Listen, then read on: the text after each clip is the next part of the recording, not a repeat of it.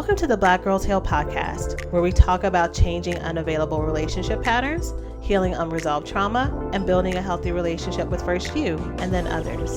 Every episode, we will talk about actionable advice that you can apply today to break unhealthy patterns and grow your self-worth.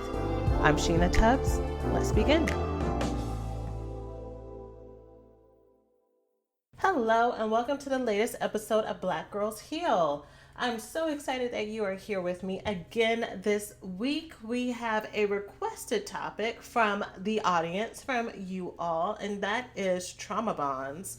This came to me, almost a month or so ago when I was first asking for topics and what you wanted to hear more about. And so that's what today is all about. I am apologizing ahead of time in case you hear some kind of buzzing in the background. The landscapers are outside, and I did not want to wait until later to record this because you never know what's going to happen in this day, and I have a busy weekend, so lots of information, but I'm just letting you know ahead of time. So, special announcements before we get started. First, thank you y'all for the compliments and the love that you have given me over the last week. I feel like there was an increase because I talked about how words of affirmation is my love language, and y'all were like bringing me to some happy tears. So thank you so much for all the love and appreciation. I'm happy that Black Girls Heal and this podcast have been healing agents for many of you.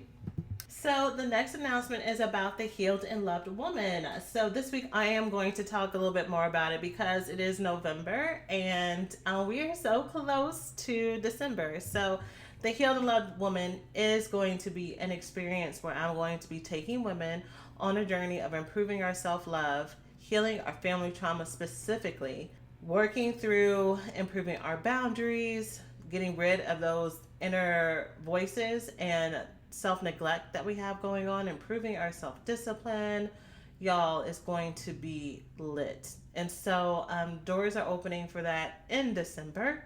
But in the meantime, those who get on the waiting list, I am sending out 1 to 2 tips every week for you to start practicing baby steps now and improving your self-love. The holiday season is upon us. In Houston, Texas, it's actually very cold while I am recording this episode right now. I had to turn on the heat.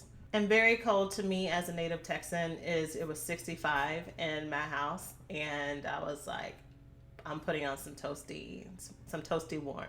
So those of you who are up north or some other place, you're probably laughing at me, but that was cold. So anyways, with that said, with the holiday season here, the prevalence of triggers and all kinds of things, I am starting the process early so that you can get some support as you need it. So if you would like to join that list to get some tips directly to your inbox 1 to 2 times a week, and then be the first to know when the doors open for the Healed and Loved Woman. And to get more information about it, you can go to thehealedandlovedwoman.com and join that list. My ladies who are commuters who listen to this podcast while you're working out and all that, I want you to, as soon as you get to your destination, as soon as you finish that rep, to pause the podcast, go to thehealedandlovedwoman.com and add your name to the email list because you keep forgetting to do so. So I want every woman who's under the sound of my voice to experience some movement towards feeling healed and loved. For those of you who are like, I don't know about all that, I'm just trying to get myself right. I'm trying to make the most out of the end of this year. You're starting to kind of contemplate what you want your next year to look like. I have something for you too. So we have a free challenge for you called the My Year of Me Challenge. It's such a common phrase that I always hear about people taking a year off. And, a lot of the people that y'all follow who are your own favorite self-help gurus all over the place. I think about Alex L. I might be making up, but I feel like even Koya Webb and some other like bigger names. Nicole Kane from XO Nicole. So many people talk about how they took specific focused time on working on them and building themselves up to heal, to improve themselves, to change the trajectory of their lives. And so if that is you, I want to help support you on that journey with the My Year of Me challenge. I want to help you break down practically what that will look like. So instead of just dreaming, what are these steps going to look like for you? Doors for that also open up in December, but you can get on the list right now by going to myyearofme.com. And the last offering isn't going to make sense until I get into this week's topic. So let me go ahead and do that. So, a trauma bond is an intense emotional connection that occurs because of a cycle of abuse that happens within a person or a family group or a system. And so the cycles of abuse would include reinforcement, so reward, and then punishment, which is usually things like being isolated or criticized or shamed or discarded. And the constant up and down of this, the push and pull of the relationship creates a trauma bond. So the more that the trauma happens, the closer you are to the person. So some common signs of a trauma bond is that you spend a lot of time romanticizing your interactions together or obsessing about your interactions together, trying to figure out, trying to fix them. You have an on and off again relationship with them, even if you really, really want to no longer have contact with them. It is very hard or impossible for you to put up boundaries with them or to stay away. You have this constant need of trying to fix the relationship or fix them, so you keep helping them in spite of yourself, in spite of knowing better, knowing that it's not healthy or safe. You may take a lot of the blame and responsibility of the relationship, and you may keep secrets about the relationship. So a lot of people don't talk about what's going on with them due to fear of shame, due to fear that it's their fault. And this happens a lot with many of us who are in unhealthy relationships, even if it's not abusive, because we have a lot of shame talking to our friends about it. So not wanting to hear them say again, this is happening again, and all the judgment that can come with that. So typically, because the definition has the word abuse in it, people use the word trauma bond to talk about narcissistic relationships, because there's definite punishment and reward there, right? So you're constantly being told or implied that you're not good enough, your feelings are being invalidated, you are being discarded or shamed, any of those things, all of those things happen constantly. But then there could be tiny moments where they seem nice, even though their niceness is always because it's to their benefit. So either to get you to stay or to make themselves look good, right? So that's the love bombing stage. But no matter the reason, those moments of kindness and love, or supposed love, are the things that people keep trying to get back to. And so they'll stay in these relationships trying to get that person to return to who they want them to be, and the fantasy of that person. And I'm intentionally saying fantasy because the person who is doing these things is not who the person has in their mind. They really want them to be kind and compassionate and loving and passionate. And so they're taking one single memory and they're holding on to it and trying to make it bigger and grow it and kind of will it into existence, but that doesn't happen. So even though when we talk about trauma bonds, we talk about it in narcissistic relationships, I feel like it really does a disservice, because I think trauma bonds happen frequently and often in all types of relationships. And it's important for us to know how that happens and why that happens and where to look for it for.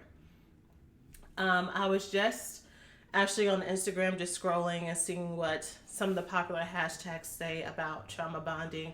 And there is one meme that I just saw that said, "Don't confuse a trauma bond for a soulmate."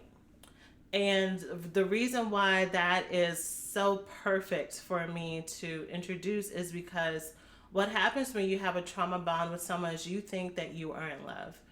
You think that the reason why it is so hard for you to separate them, so hard for you to separate from them, so hard for you to create boundaries, so hard for you to just be individualized and be your own person, is because there's a special connection and a special hold that you and them have. And that's not what it is. What it is that this person is triggering your trauma, and your body and your mind are trying to get resolution. Your body and your mind are saying, if I could get this person to love me, and if I can get them to be nice to me, and if I could get them to be this fantasy that I want them to be, then that means that I am loved, my body can relax, my anxiety can go away, I can finally be happy. So this podcast isn't going to go into whether or not soulmate is a legitimate term or not a legitimate term, because that's a whole conversation for another day. But what I will say is, when we think about relationships in terms of soulmates, it's what gets us caught up and more likely to stay longer in relationships than we shouldn't, to try to make it work, to try to make it last, because we've told ourselves that this is the person that we are supposed to be with forever and ever, no matter what happens, through thick and thin. We can romanticize struggle of. We can look at the past relationships and things that we've seen in our parents, things that we've seen in our grandparents, in our communities, and our friends who have jacked up relationships, and just think that what's going on is normal. But it's not, y'all. And even if it is normal, even if it is everything that you have seen, everything that you have an example for, you get to choose whether or not you want it to be your normal. You get to choose if your normal is that you have people around you as friends that you can only trust so far, but the rest of your life you do on your own. If that is the type of life that you want to have, then keep going as you are.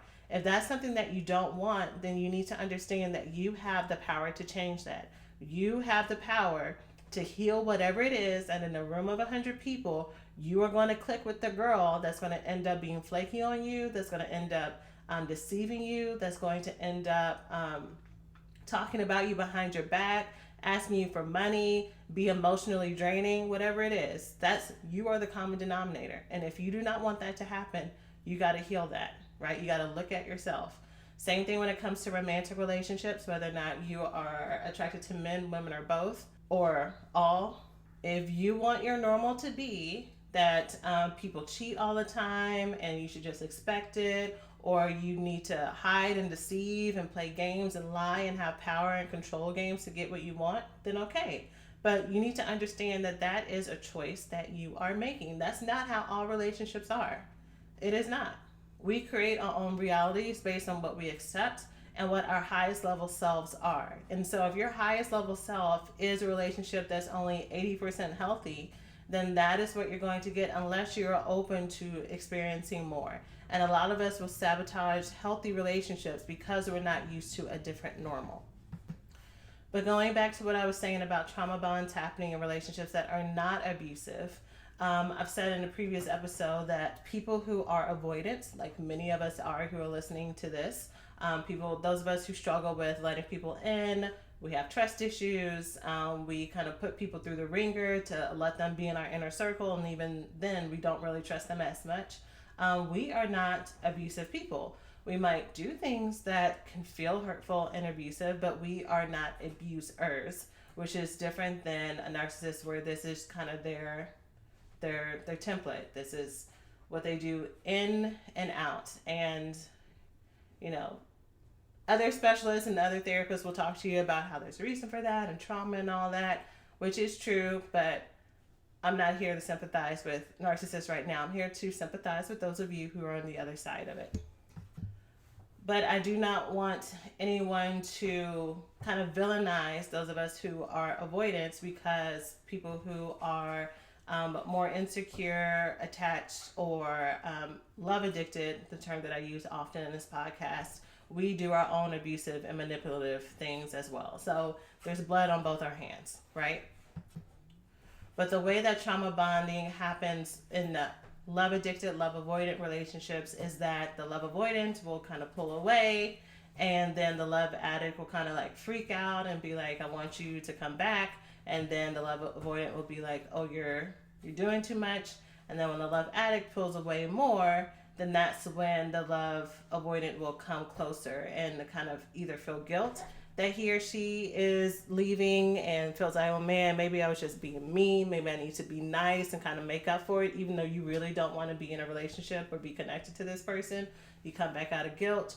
Or You really do see that this is a great person and you're afraid to lose them, and so you try again.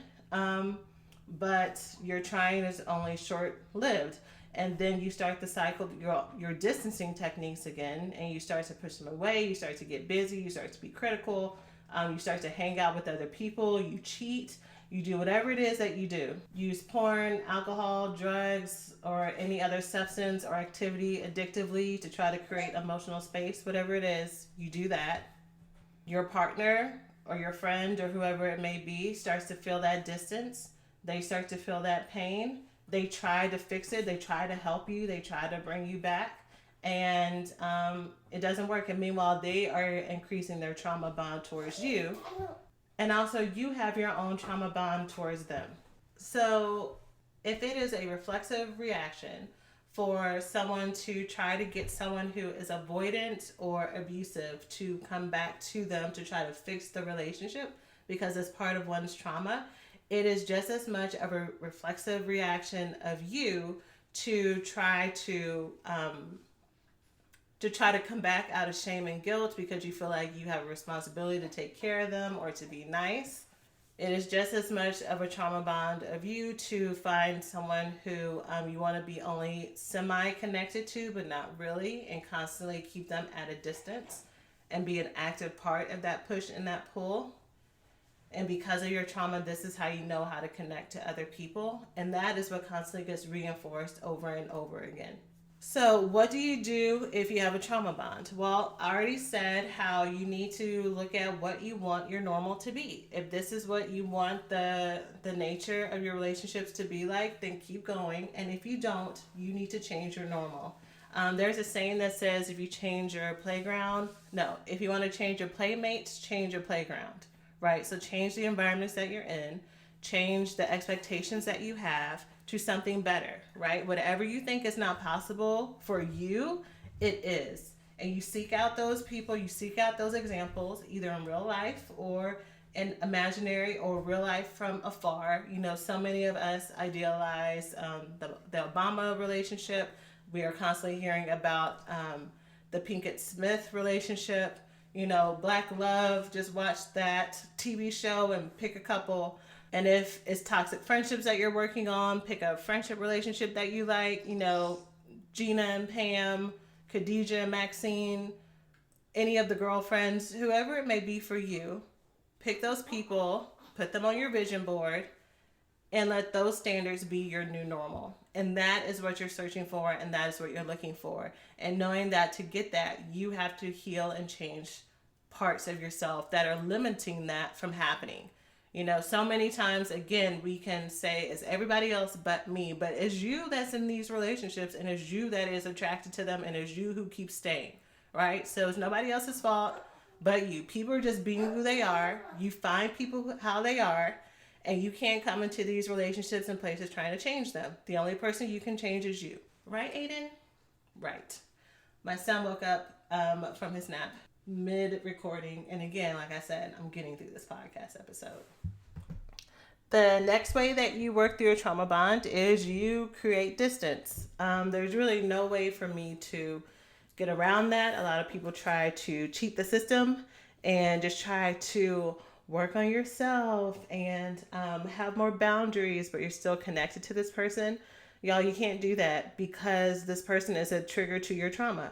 And I'm just going to shoot it to you straight, because if I don't, then y'all are going to leave this podcast or click it off and say, well, I'm just going to try to be really mindful of myself. And I'm going to be really mindful about going off and doing more hobbies and working on me. Again, that ubiquitous working on me, whatever that means. And meanwhile, you're still getting triggered. You're still tied to these unhealthy patterns in relationships, and you are flabbergasted as to why. And so it is about creating distance. It is about realizing that you're connected to this person or this thing because of your trauma, which means that it is an unhealthy connection and you need to do your own work. So I know there's a variety of situations and experiences for the people who are listening. People who are saying, well, this person, I literally cannot create distance because we have a shared home, or because I don't want to, but you have this really elaborate reason why that seems very logical in your mind, but you really could, but you're just not ready, or whatever it might be. And I understand that.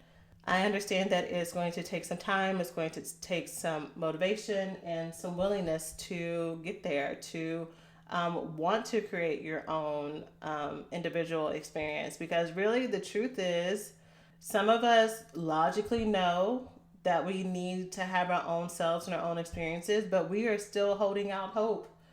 And hope is not a bad thing. It's just the things that you are hoping for, are they grounded in reality or are they grounded in fantasy? Are they grounded and dependent on someone else giving you what you want and what you're like thirsting for and desperate for? And if so, that is a very dangerous place for you to be versus being in a place where you know what you want and you know what you're hoping for, you know what you're longing for, and you are the one who's actively creating it and putting yourself in places where it is easy to get. You know, love does not have to be hard, y'all. Working on relationships, learning how to communicate, learning how to be in charge of your own self, all the stuff that happens in relationships, yes, that's work. But as far as the way that we who have trauma bonds conceptualize love, that it is this hard to feel emotionally safe and feel grounded and connected and seen, that's not love. Love sees you, love values you, love protects you. And if you're in a trauma bonded relationship, that is absolutely not happening. So this brings me to the third offering. So around Thanksgiving, we will be having a special workshop for those of you who want to learn how to date better, love better. So you may recognize that name from the workshop that I had earlier this year in select cities because I was going out of town. And I got a lot of messages from people who are like, Sheena, like, come to this city and would love to like do that. I wish I could do that kind of thing. Well, now everybody can do it because it's going to be an online workshop. So I will be taking from our bigger program, our Learn to Thrive program, the techniques that I teach my students on going into no contact with people from unhealthy relationships, how to do a healthy detox. I also get lots and lots of questions from people, especially those of you who watch my masterclass, who are like, well, how do I do a detox? What does that mean? What's my first step? Well, I will be talking about that in the workshop. And this is to help jumpstart your process on how to really, truly connect to yourself. I'm going to be talking about how to date in a healthy way without losing yourself. The method, again, that I teach my students, how to stay grounded in yourself and not to lose yourself, how to create a life that's not dependent on other people. And so this is a small part of my program, but it is the part that I get a lot of questions about for people who are just getting started and really wanting that change. So if that is you, I want you just to keep your eyes open for that.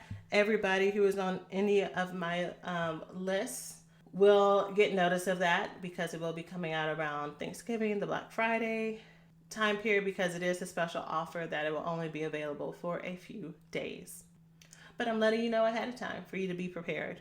So again, that is the Date Better, Love Better workshop, where we are going to be talking about how to love yourself while you're in relationships, create healthy boundaries and change, break these trauma bonds, and build a healthy connection to healthy partners.